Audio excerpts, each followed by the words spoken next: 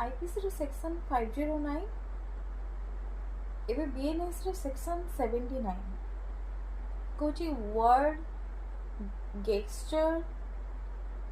और act intended to insult modesty of women जदि कौन सी भी कहीं भी पारती कौन सी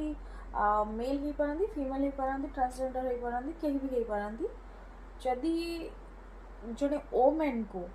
जड़े महिला को कमेंट मारुचंती तांको सिटी बजाउचंती तांको फॉलो करी करी तांको कौन सी वर्ड रे तांको खराब भाषा रे तांको कमेंट करछंती कि ए टाइप रो कौन सी भी एक्ट करछंती जदि से पुलिस रे कंप्लेन करंती और जदि कोर्ट रे केस हुए तेबे तांको 3 वर्ष पर्यंत जेल ता सहित फाइन मध्य होई पारे।